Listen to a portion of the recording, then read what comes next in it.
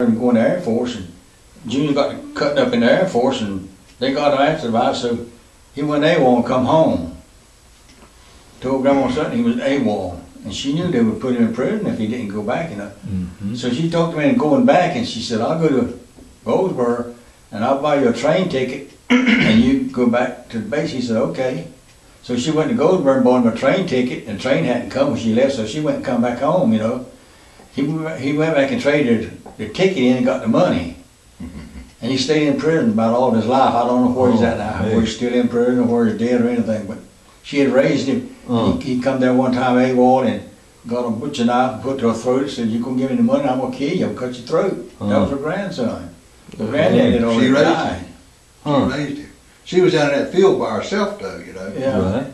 Uncle Vance, I don't know. So he was trying to make her give him some money. She wouldn't give him money. So he cut her head off. He just wasn't right. You mean he had raped a woman. He had raped a woman. And the law was after him. So what he did, they knew he was coming back to Grandmama's house.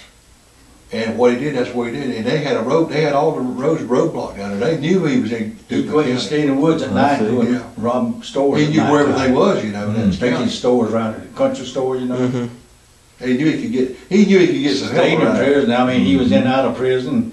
Finally went to a woman's house, one of his cousins, and told her that her husband had been in a car accident, was in the hospital in Kinston. So he said, you better go there with him and check on him, you know. So she got out and got a car, and he said, I'll go with you. So he kidnapped her on the way to Kinston. What he told her wasn't true, he kidnapped her. And this one was bound her up and all that kind of stuff, took her car, you know, and the man went in the hospital. He just told her that just to get her off, you know, and raped her and all that kind of stuff. They were after him. They kept him in prison. He was in prison. I don't know where he's at now. He probably did on that. Greg said he called here once? Didn't he, when it was in Newport didn't he call you once? Newport News, when he called you that time in the house, Roanoke Avenue. Junior called you. He's going to come by and see you that time. Junior Jones wanted to come see you that time. I don't think so. Yeah, was going to come see you, and you told him not to come by. That was after he had held a knife to Granny Sutton's throat. You didn't want him to come up to the house there. Junior Jones. And he wanted to come borrow money that time.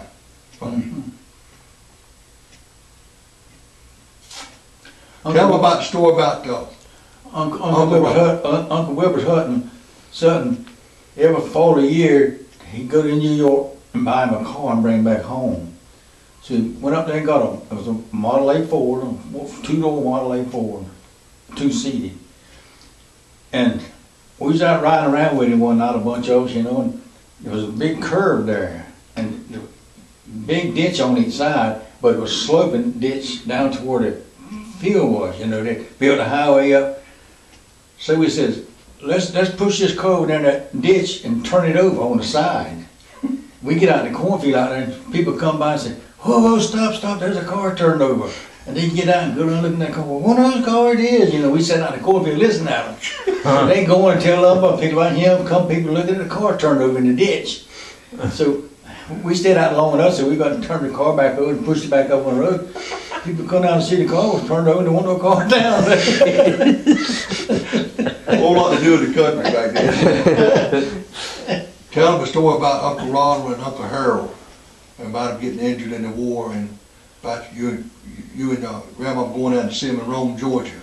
Tell them a story about that. Grandma Sutton had 5 children in the service during World War II. There was Ronald, Harold, Grover, Clifton, and Morris. And when they would get wounded, the service would send a car down there to tell her they had been wounded. And they would give her a star to put in the window. So for 3 weeks in a row, she got a star every Saturday in her window for one of her children that had been wounded in World War II. Ronald, he was a BAR man in the Army, and Harold was a BAR man. And Morris was in the Navy, and Clifton was in the paratroopers.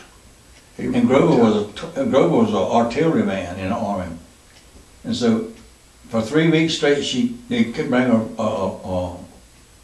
Clifton, he called what they called shell shock back then. It's sort of like the PTSD is now. Yeah. Got shell shock. He was in 82nd Airborne Division there in He was in some rough fighting there. Fort Jackson, Fort Bragg. But see, when he went through the air, when he went to the paratrooper back then, when they finished the paratrooper training, they would tell him, you can go in town now and whip 3 or 4 men at a time by yourself. So he go into Fayetteville after he finished paratroop thing. He thought he could whip everybody down there, and he get in the bar and get to drinking, you know, and the other guy drinking. He got in a fight with the boy, and the boy just beat the crap out of him. So Clifford said, I'm coming back. Clifford told me this story himself. He said, and I said, well, I'll go back down the next weekend and I won't drink, and when he comes in there then I'll be able to whip him. So he went out there and waited, and the boy didn't come in, so he went to drinking, you know. Now he got to drinking, the boy came in. He got to drinking. So they invited one another out again and whipped the crap out of him again. And Clifton says, well, I'm going down there next weekend and I'm going to stay sober, and he ain't going to whip me this time. Clifton said he went down there and said that time he stayed sober, and the boy came in and the boy whipped him again. He said, that's enough to be whipped on by one fella. I know I can't whip him, you know. Right. Clifton told me that story himself, you know.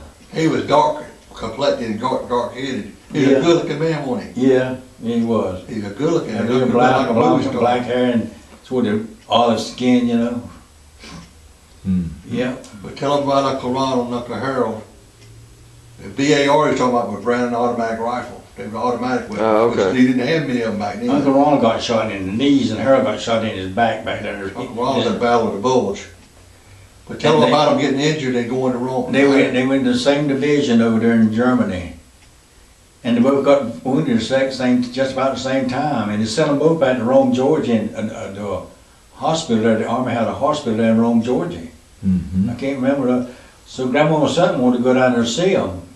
And me and Marsh were about the same age. And Aunt Pauline and Grandma Sutton asked me if I wanted to go to Rome, Georgia with her to see Harold and Ron. I said, yeah.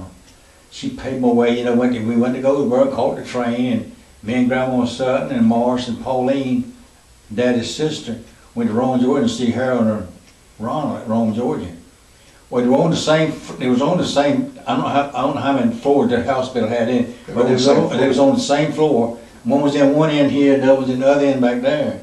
And neither one of them knew each one was there. So the nurses got, you know, you got something on this end or something on this. So they asked Ron, I said, have you got a brother here? He said, not as I know of.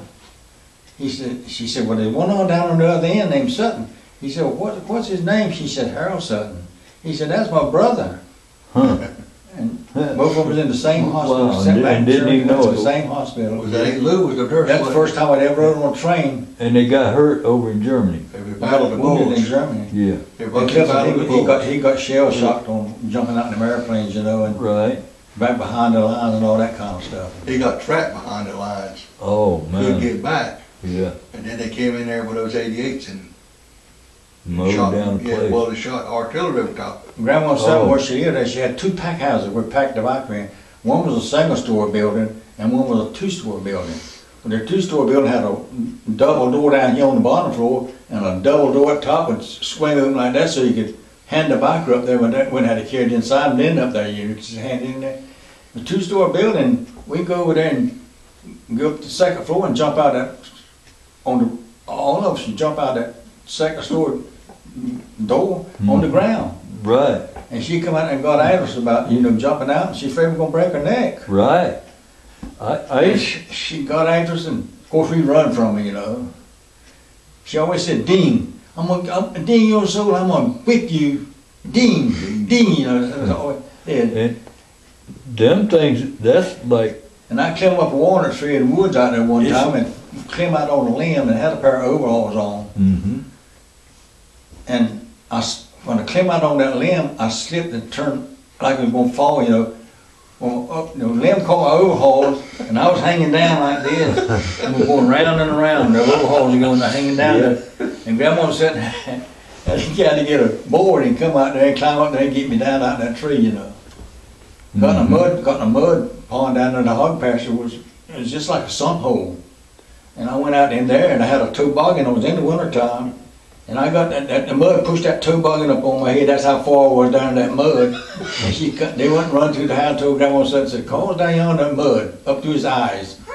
She come running down there with a board and threw it in the board, and then went out and got me up and, you know, took me to the house and cleaned me up and all that kind of stuff. I almost Remember got, now, his grandmother had children the same age as he was.